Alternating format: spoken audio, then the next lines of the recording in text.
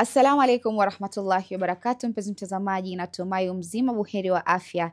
Jina langu ni Haifa Muhammad na karibu katika kipindi kipendacho Upeo wa Asubuhi ndani ya kitengo Ijue Dini Yako. Alhamdulillah, tunashukuru kwa kuwa na neema ya kuwa naye mgeni wetu si mwingine bali ni Sheikh Hussein ambaye tupo naye ndani ya studio zetu akizidi kukuelezea mengi, kukupa hikma na kukupa ujuzi mwingi kuhusiana na masuala ya dini, na inshallah anavyokuambia ndio sawa, Sheikh ataelezea mengi kuhusiana na masuala ambayo tunazungumzia, lakini pia ni jukumu lako wewe kama Muislamu kuweza kutafuta ukweli, kuweza kufanya research, kuweza kufanya utafiti kwa kina ili kuweza kufahamu masuala mengi. Na katika mada yetu ya leo, mpenzi mtazamaji, tunaenda kuangazia swala zima la Fadak, na pia kando na hayo tutaka tufikie mpaka tujue kifo cha Bibi Fatima Zahra kilikuwa vipi, na insha Allah mpenzi mtazamaji, tukielekea kwake Sheikh tutaweza kufahamu ni ipi ambayo ameweza kutuandalia siku ya leo.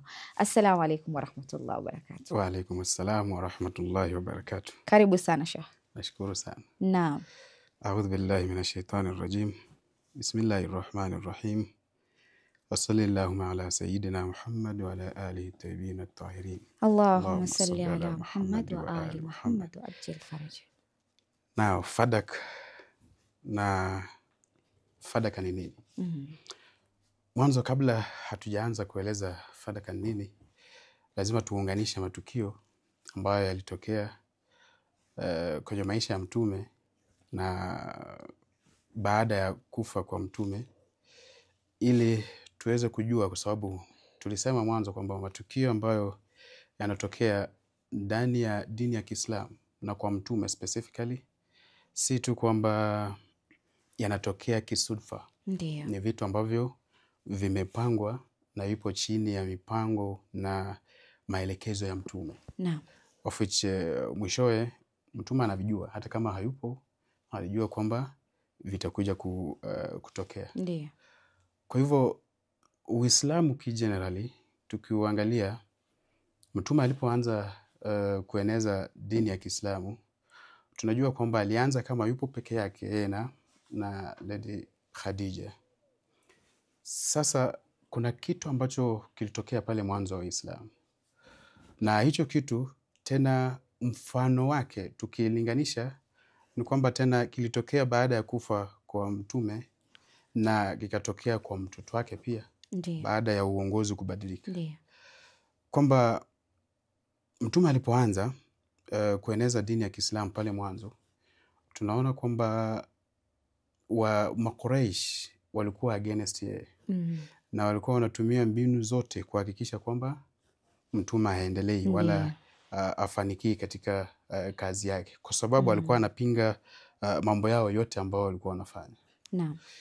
Tunakuja kuona miaka mitatu ya kwanza ambayo Mtume alikuwa anaeneza dini ki private, yani kwa familia yake tu. Ndiyo.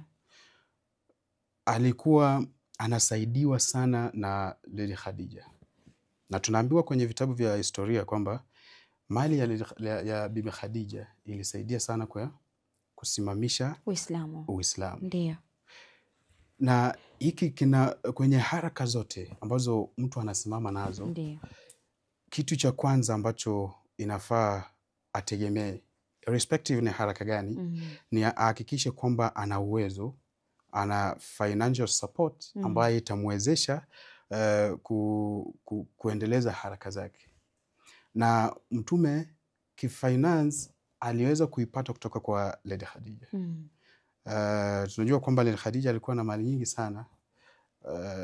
Tukiweza kulinganisha watu ambao walikuwepo hizo enzi, yeye alikuwa mwanabiashara ambaye ana mali nyingi sana. Kwa hivyo zile mali zilisaidia kwenye kueneza dini ya Kiislamu. Sasa hawa Makuraish ambao walikuwa wanapinga dini ya Kiislamu, kuna kitu kimoja ambacho kilitumika na bado kinatumika mpaka saa hizi, kwamba tukiacha Mtume na hii mali ya Khadija hatutomweza, kwa sababu atakuwa ana control some of baadhi ya vitu ambavyo akiendelea kucontrol hivyo haraka zake zitaendelea. Kwa hivyo ilibidi kwamba wahakikishe kwamba wamekatiza hizo finance za mtume ili aweze kurudi chini, na akisharudi chini hivi hata kuwa na uwezo wa kuendeleza dini yake. Na hapo ndio walimwekea sanctions, wakamweka sehemu inaitwa the Valley of Abi Talib. Walimweka kule na watu ambao walikuwa nao wote, na Lady Khadija pia alikuwa huko. Ikaonekana kwamba walitumia hizo pesa ambazo walikuwa nazo mpaka zikaisha. Sasa sanctions ambayo walikuwa wana focus kwayo kwamba ikishafanya kazi basi mtume hataendelea na kazi yake ya kueneza dini ya Kiislamu. Ndio. Miaka 3 ilipita, au muda ambao ulipita kama bado wako kule kwenye Valley of Abi Talib, mali zote za Khadija ziliisha. Na tuliambiwa kwamba Waislamu walifika mahali hawana chakula. Walikuwa wanakula matawi kwa mfano. Kwa hivyo sanctions ambazo walikuwa wanataka kwamba mfanye mtume afike mwisho ili asiendelee na haraka zake.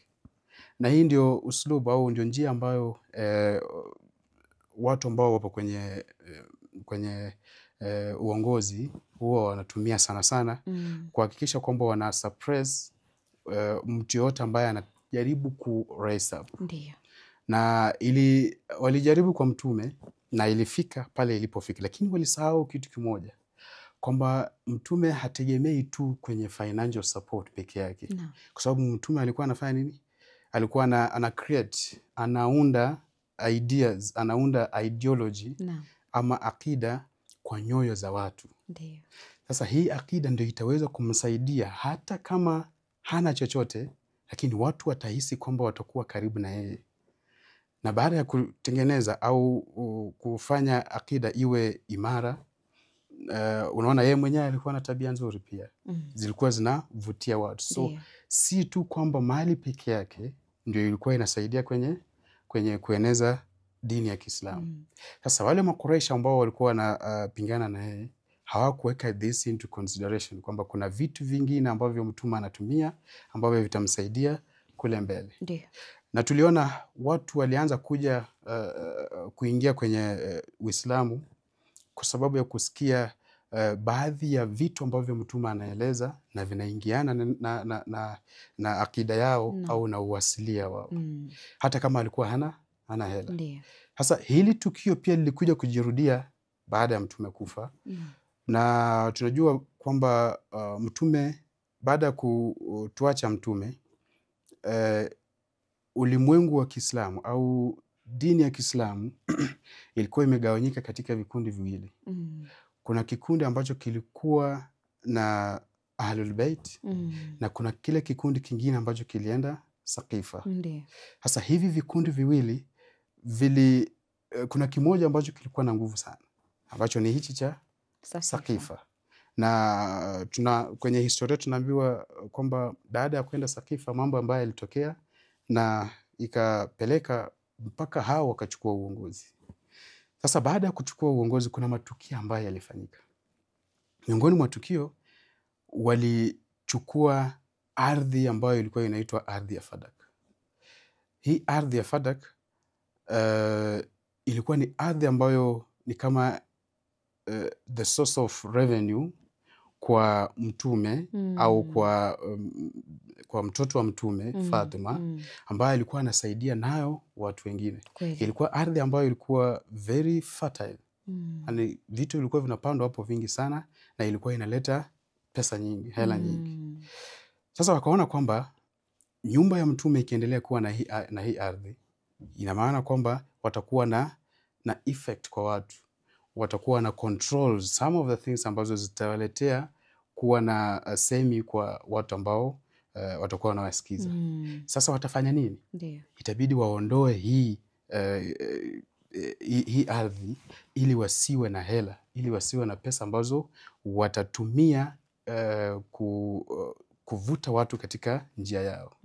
Na the first thing ambayo walifanya ni kuwapa sanction ya kuchukua ile ardhi ambayo mtume alikuwa ameachia mtoto wake. Sasa vile vile ilivyofanyika na Makuraish kusanction mtume, pia hawa pia wana sanction nyumba ya mtume ili isiwe na fedha zozote za kuendeleza haraka zao. Na ndio hapo tunaambiwa kwamba Fadaka ilichukuliwa na ikawekwa katika serikali ambayo ilikuwa inaongozwa na khalifa wa kwanza. Kuna mambo mengi yalitokea, lakini mwanzo tuje tujue Fadaka ni nini.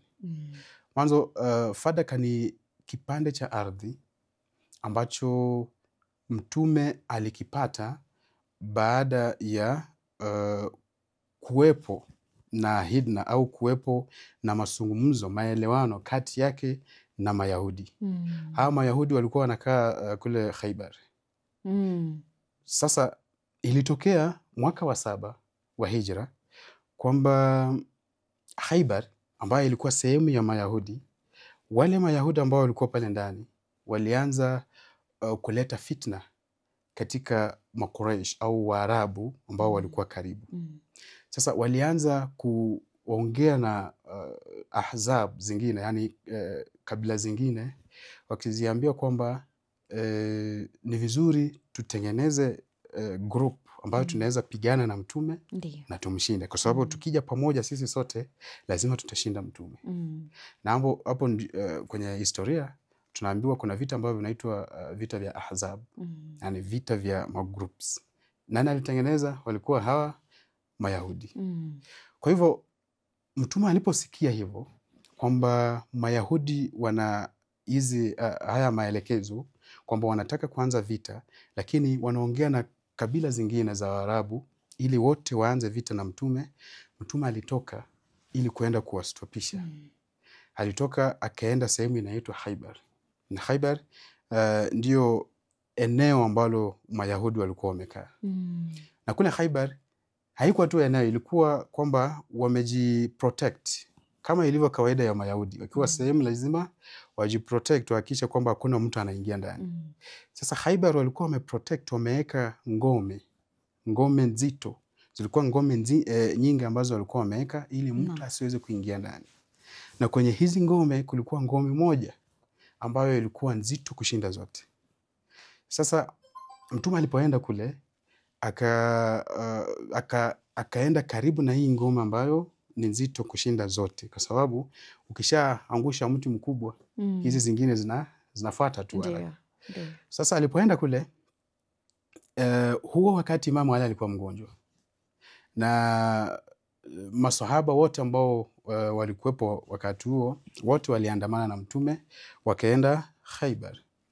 Sasa ikafika wakati kwamba hii ngome kubwa nzito kuliko zote ni poa ivunjwe, waingie ndani. Lakini nani atavunja? Nani ataongoza kikosi cha kuvunja hiyo ngome? Khalifa wa kwanza akasema mimi nitaenda kuvunja. Nitaenda na watu wangu kama kiongozi, nitaenda kuvunja. Akampatia mtume, akampa uongozi kwamba naenda uvunje. Akaenda wakajaribu, lakini hawakuweza, wakashindwa, wakarudi. Waliporudi mtume akauliza mtu wa pili, khalifa wa pili akasema mimi nitaweza kwenda kuivunja. Akapewa kikosi, akaenda avunje ile ngome. Alipofika huko historia inaeleza kwamba walionyesha uoga wa hali ya juu. Mpaka walipokuwa wanarudi, kikosi kilikuwa kinatusi mkubwa wao pia anatusi kikosi chake. Kwamba wewe ni muoga, sijui nini. Mkubwa pia anasema nyinyi ni waoga, unaona? Wameshindwa kuvunja ile ngome. Sasa mara ya mwisho mtume akasema kwamba kesho nitampa uongozi mtu ambaye ananipenda mimi na anapenda Mwenyezi Mungu. Na Mwenyezi Mungu anampenda, na mimi na Mwenyezi Mungu tunampenda yule mtu. Sasa wakashangaa, masahaba wakashangaa, huyu nani? Hao ambao wamebaki wakaanza kufikiria kwamba maybe atakuwa mimi, maybe, kwa sababu Imam Ali alikuwa mgonjwa. Sasa ilipofika wakati next day mtume akatumana kwamba Imam Ali aitwe. Akasema Imam Ali ni mgonjwa, hawezi enda. Haoni. Macho yalikuwa yanamuuma. Akasema muite hivyo. Alipokuja mtume akamponya macho, akasema huyu ndiye atachukua uongozi kwenda kuvunja ile ngome. So Imamu Ali akachukua uongozi na akaenda akaivunja ile ngome. Ile ngome kuvunja si mchezo. Tunaambiwa mlango tu peke yake mtu hawezi beba mmoja. Anaweza beba kwa wanaume kwa mfano 40. Ndio aweza kuinua tu, si ati kubeba. Lakini tunaambiwa kwamba Imamu Ali aliibeba mwenyewe mmoja na akaiondoa, akaitupa huko, wakawa wamevunja na wakaingia ndani. Sasa Wayahudi walipoona hii wakaogopa. Ikiwa ngome kubwa imevunjwa, sasa hizi ndogo nazo itakuwaje? Sasa hawa Wayahudi wengine ambao kabila zingine ambao zilikuwa zimebaki zikatuma message kwa mtume. Zikawaambia mtume, sisi tunataka tuwe na makubaliano na wewe, hatutaki vita. Mtume akakubali. Hakukataa. Akakubali na akawaambia kukakuwa na makubaliano. Kwenye makubaliano akasema kwamba hii ardhi ya Fadak ambayo ilikuwepo, sisi tutakupatia kwa fidaan kwa yale ambayo yametokea. Sasa mtume akapewa ile ardhi ambayo ni ya Fadak na ilikuwa ardhi ambayo ni nzuri sana kwa ukulima. Sasa alipopewa, kwenye dini ya Kiislamu kuna aina kwenye ardhi ambayo serikali ya Kiislamu imepata, kuna aina mbili. Kuna ardhi ambayo serikali imepata kwa ajili ya sio ardhi, kuna mali ambayo serikali imepata kwa ajili ya kupigana. Yaani wamepigana wakashinda, wakachukua vita. Wakachukua vitu ambavyo vilikuwepo. Na kuna ile ambayo wameenda kupigana lakini vita havijatokea. Wale wakaogopa na wakawapatia mali. Hivi vitu hizi. Ile ya kwanza ni mali ya Waislamu wote kwa sababu vita vimetokea. Baada ya vita mtume anagawa kwa Waislamu wote, maswahaba wote. Lakini hii ya pili si ya Waislamu, ni ya mtume. Hii ni mali ya mtume ambayo ataitumia atakavyo.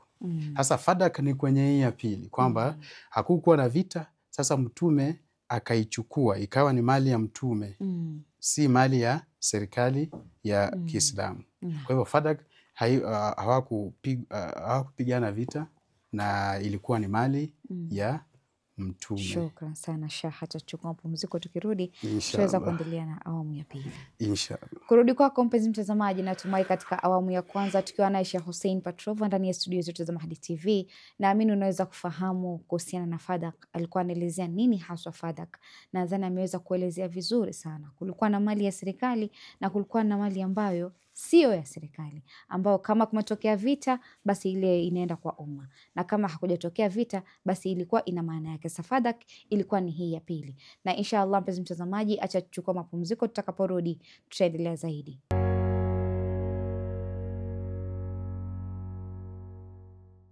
Assalamu alaikum warahmatullahi wabarakatuh. Mpenzi mtazamaji, karibu tena katika awamu ya pili ya kipindi kipendacho Upeo Asubuhi ndani ya kitengo Ijue Dini Yako, tukiwa naye Sheikh ndani ya studio zetu. Anazidi kukujuza mengi, kukuelezea mengi kuhusiana na masuala ya dini, haswa tukizingatia katika mada yetu ambayo tunayoendeleza siku ya leo ni kuhusiana na swala zima la Fadak, na hii ilikuwa inahusiana sana na Bibi Fatuma Zahra, na insha Allah mpenzi mtazamaji, tukirudi kwake Sheikh tutaweza kufahamu mengi na mengi zaidi. Naam, karibu sana Sheikh. Shukran sana. A'udhu billahi minash shaitani rajim. Bismillahir rahmanir rahim. Naam, sasa vita havijatokea na Fadak imepewa kwa mtume. Kwa hivyo ni mali ya mtume. Ndiyo. Sasa mtume alipopata Fadak, kuna aya ilishuka. Aya ambayo inasema wa'ati dhal qurba haqqahu. Wa'ati dhal qurba haqqahu, kwamba wapatie watu wako wa karibu haki yao. Sasa hii aya iliposhuka, mtume alitaka kujua, akauliza Angel Jibril kwamba mali gani? Sasa Angel Jibril akamwambia hata mimi sijui. Sasa itabidi arudi kwa Mwenyezi Mungu amuulize kwamba hii ni mali gani? Ndiyo. Aliporudi kwa Mwenyezi Mungu, hii ipo kwenye vitabu vya historia, ni kwamba Mwenyezi Mungu alimwambia kwamba Fadak ni mali ya Dhal Qurba. Dhal Qurba ni Lady Fatima. Sasa wapatie watu wa karibu yako haki yao. Sasa Fadak ni haki ya Lady Fatima. Sasa Angel Jibril akakuja akamweleza Mtume kwamba ampe Fatma fadak. Sasa Mtume akampatia Fatma fadak na akaanza kuitumia kama bado Mtume yupo. Sasa fadak ilikuwa ni mali ya Bibi Fatma hata kama Mtume bado yupo, hajafa. Alimpatia kama haki yake. Inasemekana pia kwenye hadithi zinasema kwamba hii ilikuwa yani sehemu ya in place of ile mali ambayo Lady Khadija alitumia mwanzo kwenye kueneza dini ya Kiislamu. Hasa kwa sababu alitumia huko, Mwenyezi Mungu naye akampatia hii kama zawadi. Si zawadi, si eti imetoka kwa Mtume. Mwenyezi Mungu ndiye ametoa amri kwamba iende kwa Lady Fatma. Sasa baada ya hapo, baada ya kufa kwa Mtume, kuna matukio ambayo yalitokea mengi sana na ilikuwa ni ya kusikitisha na kuhuzunisha sana. Na yalileta mabadiliko katika muonekano wa vitu katika dini ya Kiislamu. Yaani tukiangalia Waislamu kabla Mtume hajafa na Waislamu baada ya kufa kwa Mtume, fikra zao ni tofauti sana. Kweli. Kwa sababu kuna watu walikuja wakaanza kuweka vitu ambavyo havipo, mambo ambayo hayapo, mielekeo ambayo haipo kwenye umma wa Kiislamu. Hadi ikafika wakati kwamba watu ambao walikuwepo na wakaanza kufuata vile vitu vipya azifu hizo ndio Mtume alisema. Kuna msemo unasema kwamba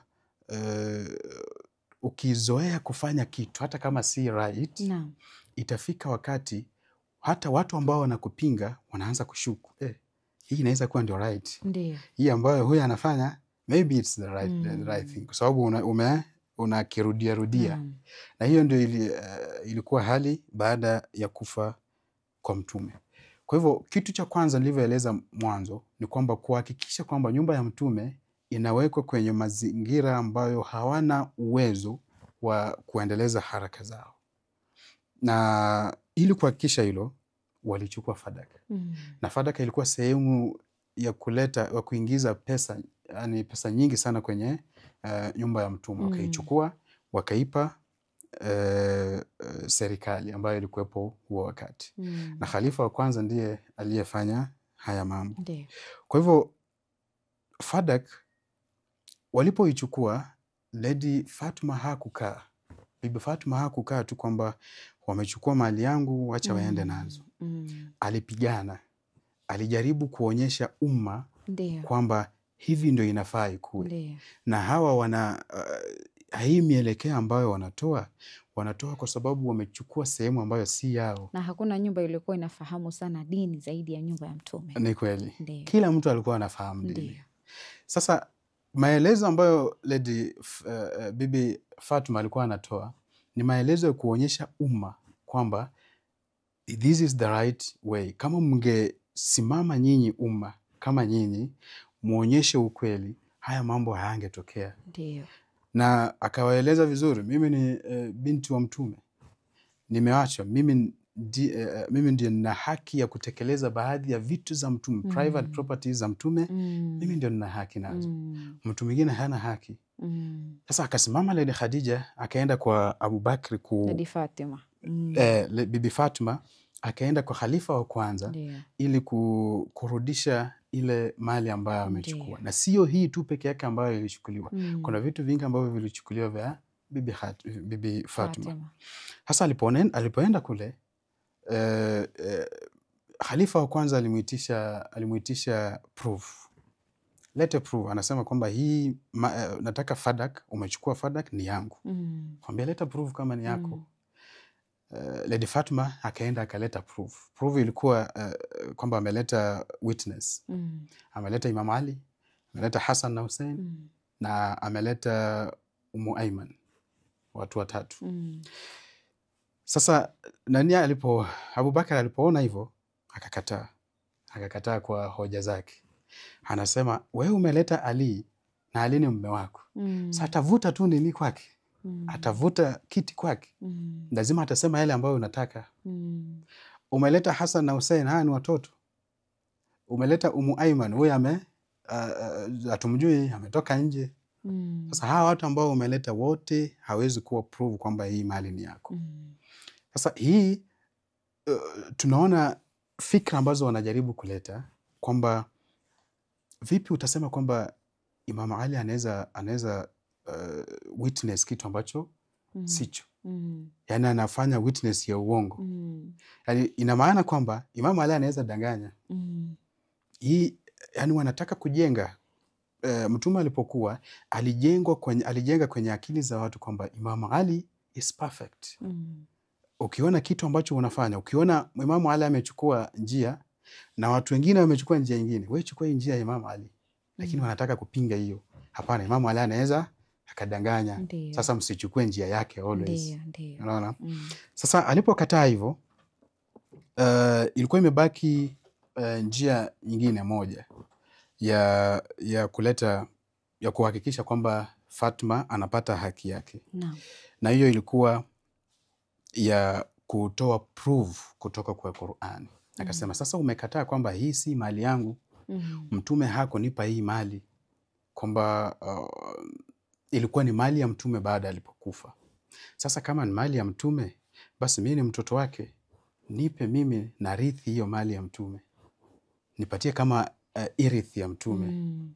Abubakar akakataa, akasema mimi nilisikia Mtume akisema siku moja kwamba nahnu maashira al-anbiya la nurath au la nuwarith ma taraknahu sadaqa, kwamba sisi manabii haturithishi, yani watu hawarithi kutoka mali zetu. Vitu vyote ambavyo tumeviacha ni sadaka kwa watu. Sasa kwenye hii hadithi kuna majibu mawili. Jibu la kwanza, hii hadithi Abubakar ndiye ame-report tu peke yake. Kuna mtu mwingine ame-report. Kama kuna change of narration. Kama kuna mtu mwingine ame-report, basi ni mtu ambaye yupo karibu na yeye Abubakar. Kwa hivyo hiyo ni ya kwanza. Ya pili ni kwamba kama ndio hiyo hadithi ipo, basi haipo kwenye huu mfumo ambao Abubakar amesema. Kama ipo, basi itakuwa kwamba nahnu maashira al-anbiya la nuwarith ma taraknahu sadaqa, kwamba sisi manabii watu hawarithi mali zetu ambazo tumeziacha kama sadaka. Yani nabii kwenye uhai wake aliacha kitu kama hii ni sadaka. Sasa familia yake haitokuja kwamba inarithi sadaka, kwa sababu Mtume mwenyewe ashaaja kama sadaka. Kama ilikuwepo basi ni hivyo. Na Fadak haikuacha kama sadaka, iliacha kama mali ya Lady Fatma. Hiyo ni ya kwanza. Ya pili, anasema kwamba manabii hawarithi, lakini Qur'ani inatuambia kwamba Suleiman alirithi Daudi. Suleiman alikuwa ni mtoto wa Daudi. Na Daudi alikuwa ni mtume. Sasa kama mitume vitu vyao havirithiwi, basi hawa pia watu hawangerithi. Na Suleiman hangerithi mali yake. Na kuna aya zingine kwa Qur'ani pia zinatoa hayo maelezo kwamba kuna maanbiya ambao walirithi mali zao, watu wao wa karibu walirithi. Sasa alipokataa hii, ikawa kwamba imeisha sasa. Hakuna sababu ya Fatma, ya Bibi Fatma kuuliza tena Abubakar mali yake. Kwa sababu amekataa vitu ambavyo vipo wazi. Sasa ikabaki kwamba mwisho Bibi Fatma ikabidi sasa aeleze umma uwazi uko vipi, mambo yako vipi. Ndio pale akatoa khutba yake ambayo inaitwa khutba al-Fadakia baada ya haya yote kutoka. Lakini swali linakuja kwamba baada ya haya matukio kutoka na Abubakar kuchukua Fadak kutoka kwa Lady Fatma, Imam Ali baadaye alikuja akapata uongozi. Na alipopata uongozi, kwa nini hakurudisha Fadak? Sasa amechukua uongozi na Fadak ilichukuliwa kama kidhulma. Sasa hairudishe. Kwa nini hakurudisha? Ina maana yeye pia alikuwa alikuwa anaenda kwenye mfumo mmoja na wale ambao walitangulia kwake. Sasa jibu liko, je, Imam Ali alirudisha fadak au hakurudisha? Hapa kuna hadithi ambazo zimetolewa. Kwa mfano, Imam Sadiq aliulizwa hilo swali, kwa nini Imam Ali hakurudisha fadak? Imam Sadiq akasema kwamba Imam Ali hakurudisha fadak kwa sababu sisi Ahlul Bait hatuchukui vitu ambavyo vimechukuliwa kutoka kwetu kidhulma. Yani kitu kishachukuliwa kutoka kwetu dhulma, Mwenyezi Mungu, ina maana kwamba Mwenyezi Mungu anafanya nini? Anatoa ikabu kwa yule ambaye amechukua kwa sababu amedhulumu, na anampatia thawabu yule ambaye amedhulumiwa. Sasa Mwenyezi Mungu alikuwa ashatoa ikabu kwa yule ambaye amedhulumu na thawabu alikuwa ashampa yule ambaye amedhulumiwa. Sasa hatuwezi tena kurudisha kitu ambacho Mwenyezi Mungu ashaishughulikia. Sasa haki Mwenyezi Mungu ashaichukua, sisi hatuichukui. Kuna hadithi nyingine pia, Mtume aliulizwa baada ya Fath Makkah. Aliulizwa, unajua alipotoka Makkah aliacha nyumba yake kule Makkah na akaachia Aqil bin Abi Talib. Sasa alipomwachia Aqil akaiuza nyumba ya Mtume. Ilipofanyika Fath Makkah, Mtume akaulizwa, mbona uende kuchukua nyumba yako ambayo uliachia Aqil? Mtume akauliza, je, Aqil naye ametuachia sisi nyumba ambayo tunafaa tuchukue? Yeye aliuza.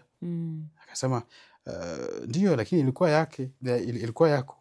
Mtume akawaambia kwamba sisi Ahlul Bait hatuchukui kitu ambacho kimechukuliwa kutoka kwetu kidhulma. Yani wakishachukua kidhulma, Mwenyezi Mungu anaishughulikia, anachukua haki yao, lakini sisi kuirudisha hatuirudishi. Sasa hiyo ndio sababu ambayo ilipelekea Imam Ali hakurudisha fadak hata baada ya kuchukua uongozi. Kwa hivyo fadak kwa muonekano wa Uislamu, muonekano wa kiujumla, kwamba ilikuwa ni mali ya Lady Fatima na haikuwa ni mali ya Waislamu, kwa sababu Mtume alikuwa ashampa Lady Fatima kama nihla, kama mali yake, mali ya Fatima kabla hajafa, wakati alikuwa hai. Lakini hawakuchukua mali ambayo wanajua kwamba ni mali ya Lady Fatima, ilikuwa tu kwa sababu ya kuleta sanctions, kuhakikisha kwamba nyumba ya Mtume haipati uwezo wa kuendeleza haraka zake ambazo walikuwa wanaendeleza. Na Lady Fatima hii ilikuwa kama personal thing, kwamba issue ya fadak kwa sababu ni mali yake ni kama issue ya kipersonal, ni yake tu peke yake, lakini kwa ajili ya akili na wisdom ya Lady Fatima aliibadilisha kuwa public thing na akatumia ile platform kueneza uasilia wa mambo, kwamba mambo yapo vipi, kwamba laiti tungepata kiongozi ambaye anafaa kuwa kiongozi pale, basi dhuluma haingepatikana. Na hii inaonekana tukisoma kwenye hotuba ya Fadakia, hotuba ya Lady Fatima, alieleza mambo yote ambayo inafaa yawepo kwenye mujtama wa Kiislamu. Alikuwa anaeleza watu wote, alieleza Waislamu, akaeleza Abubakri, akauliza Abubakri, afi kitabillahi tarith abaka wa ana la arith abi, kwamba kwenye kitabu cha Mwenyezi Mungu wewe unarithi babako, lakini mimi sirithi babangu. Kwa hivyo alikuwa anajaribu kueleza uasilia ambao upo kwenye kitabu. Na nani anaweza eleza huu uasilia? Imam Ali, ambaye ana haki ya kuwa kiongozi baada ya Mtume. Kwa hivyo hii ndio kisa cha fadak na yale ambayo yalitokea kwa ajili ya kubadilisha uongozi ambao ulikuwepo na kuhakikisha kwamba uongozi wao unaendelea bila changamoto kutoka kwa Ahlul Bait. Shukran sana Sheikh. Inshallah. Kumeweza kuelezea jambo jema, kuelezea vizuri, kuelezea kina kuhusiana na ile swala la fadak, kwa sababu ni mengi ambayo najua katika jamii sasa hivi tuko, lakini ni wengi ambao hawajui kisa cha Bibi Fatima. Ukiwauliza Bibi Fatima kifo chake kilitokea vipi, utakuwa ngonjera ambazo sizo. Lakini alhamdulillah kuwa na neema ya kuwa na utafiti inakusaidia kufahamu ukweli zaidi ya kipi kilichomtokezea Bibi Fatuma Zahra. Shukran sana. Insha Allah. Kurudi kwako mpenzi mtazamaji, natumai katika awamu ya pili tukiwa naye Sheikh Hussein ndani ya studio zetu za Mahdi TV, naamini unazidi kuwa naye na unazidi kunufaika naye na kuhusiana na masuala mengi ambayo amezidi kuyaangazia, haswa kuhusiana na swala la fadak. Ni swala refu sana, lakini tutazidi kumfahamu ni nani alikuwa Bibi Fatuma Zahra, kifo chake kilikuwa vipi, kwa sababu ni masikitiko makubwa jinsi kitu ambacho kilipelekea mpaka yeye kufikia kifo chake. Na insha Allah mpenzi mtazamaji, kufikia hapo sina mengi ya kusema isipokuwa ni kuambia maasalam.